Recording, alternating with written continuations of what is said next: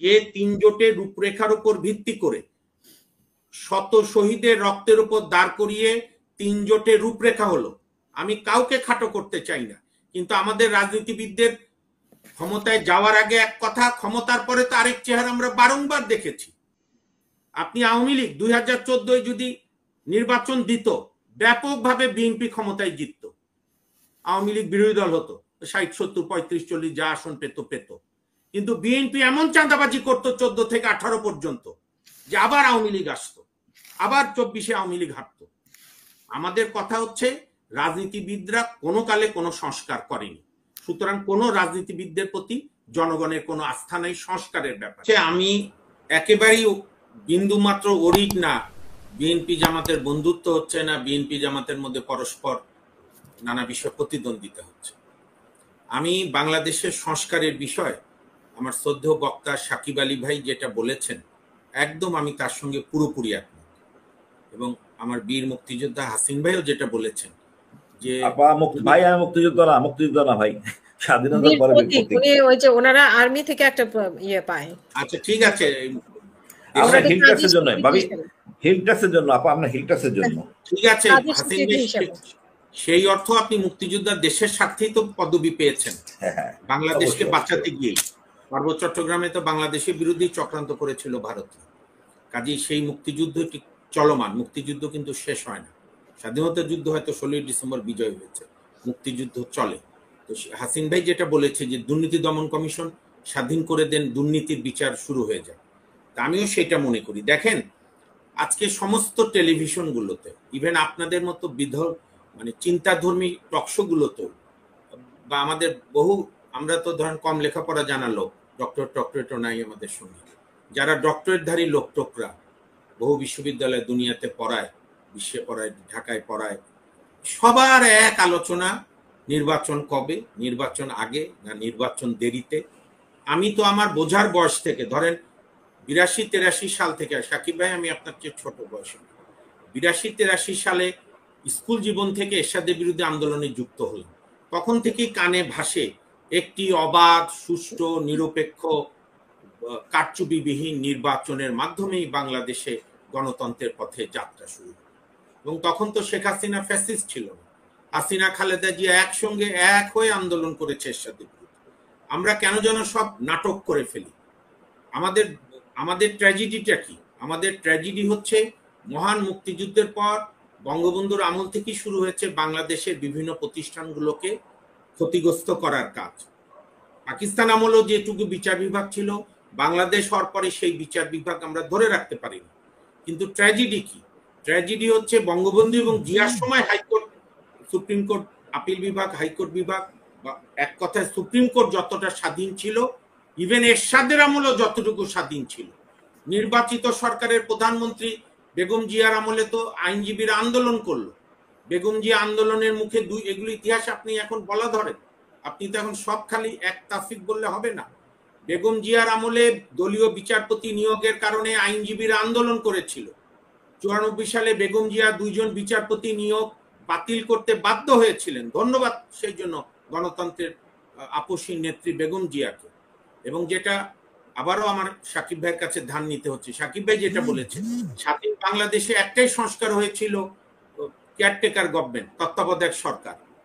এবং সেটার জন্য আওয়ামী লীগ, জাতীয় পার্টি, জামাত সহ আমরাও সেদিন, আমিও তখন কেবল বিশ্ববিদ্যালয়ে লেখাপড়া শেষ, আইন বিষয়, স্নাতকোত্তর, আমরাও আন্দোলন করেছি।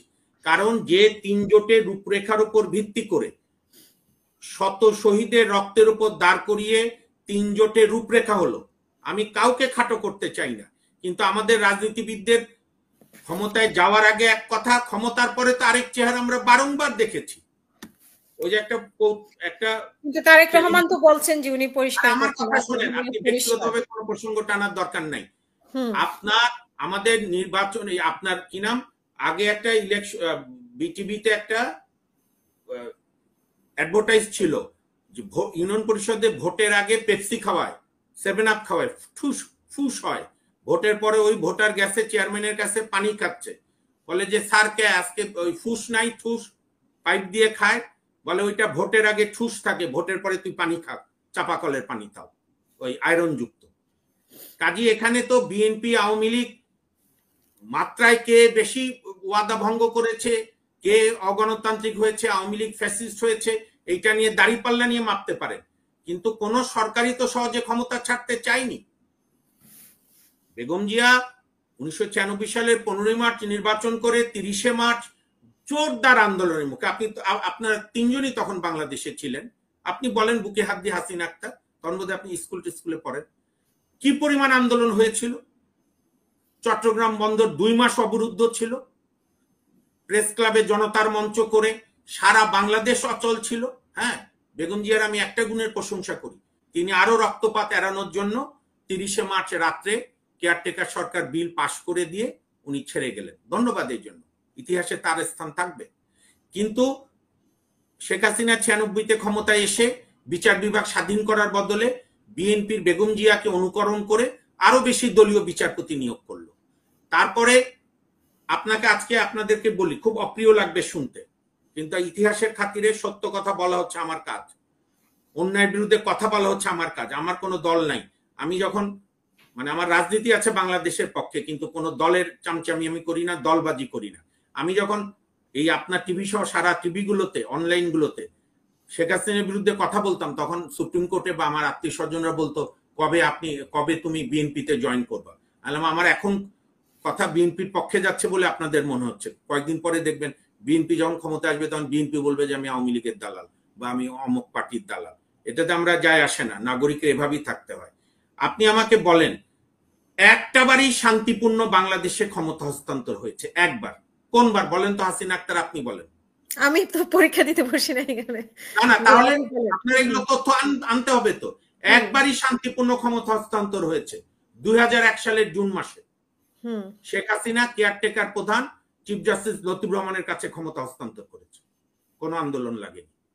বিনিময়ে চিফ জাস্টিস লতিফুর রহমান, সৈয়দ ইশতিয়াক আহমেদ, এই যে মারা গেছে সৈয়দ মঞ্জু ইলাই, তারা কি করলো? ক্ষমতার প্রথম দিন থেকে বসেই নিয়োগ করলো বেগম জিয়াকে ক্ষমতায় আনতে হবে। এক রাতে 11 জন সচিব বদলি করে দিল। বেগম জিয়া বরিশালের ভেদরগঞ্জ থেকে বলে আর্মি নিয়োগ দেন, ভোটের 2 মাস আগে লতিফুর রহমান আর্মি নিয়োগ দিল। আমরা এত পুরাতন ইতিহাসে না গিয়ে পুরাতনে যেতে হবে। আপনি কেন পুরাতনে যাবেন না? নাহলে তো আপনি নতুন বুঝবেন না। আপনি কেন বাংলাদেশে আজকে 54 বছরে একটি প্রতিষ্ঠান দাঁড়ায়নি? আওয়ামী লীগ তো আর 54 বছর ক্ষমতায় ছিল না। আজকে মোদি এত কিছু করেও কেন নির্বাচন কমিশনকে নষ্ট করতে পারছে না? তাকে ভোটের আগে মানুষের কাছে যেতে হয়, মাপ চাইতে হয়। কারণ জওহরলাল নেহেরু, মহাত্মা গান্ধীরা ভারতের কিছু প্রতিষ্ঠান গড়েছিল, পাকিস্তানে গড়েনি, যে জন্য পাকিস্তানে এখনো ঠুনকো, আর্মি যা বলে তাই হয়। তো সুতরাং আপনি পুরাতনে যেতে হবে। তারপরে 2006 আবার আন্দোলন করতে হলো জনগণকে, আবার রক্ত দিতে হলো। কেন? আপনি 2004-এ কেন বিএনপি হাইকোর্টে বিচারপতিদের বয়স 2 বছর বাড়ালো? কেন? KM হাসানকে ক্ষমতায় আনতে হবে, কি কারণে? এবং সে বেগম জিয়া, আপনি নোট নেন, বেগম জিয়া 2013 সালে দলীয় মিটিং এ বলেছে আমার এটা করা ঠিক হয়নি, মওদুদ উৎসব সবার বুদ্ধিতে। খামাখা আমরা KM হাসানের জন্য অস্থির হয়েছিলাম। আপনি আওয়ামী লীগ 2014 যদি নির্বাচন দিত, ব্যাপকভাবে বিএনপি ক্ষমতায় জিতত, আওয়ামী লীগ বিরোধী দল হতো, 60, 70, 35, 40 যা আসন পেত। কিন্তু বিএনপি এমন চাঁদাবাজি করতো 14 থেকে 18 পর্যন্ত যে আবার আওয়ামী লীগ আসতো, আবার 24-এ আওয়ামী লীগ হারতো। আমাদের কথা হচ্ছে রাজনীতিবিদরা কোনো কালে কোনো সংস্কার করেনি, সুতরাং কোনো রাজনীতিবিদদের প্রতি জনগণের কোনো আস্থা নাই সংস্কারের ব্যাপারে। হ্যাঁ, ভোট দেয়, ভোট ধানের শীষা নৌকায় দেয়, প্রথমত 2 জায়গায় দেয়। এইবারের ভোটে দেখা যাক বাংলাদেশের মানুষের সাইকি চেঞ্জ হয় কিনা, ধানের শীষ আর নৌকার বদলে ধানের শীষ তো থাকবেই, অন্য কাউকে দেয় কিনা।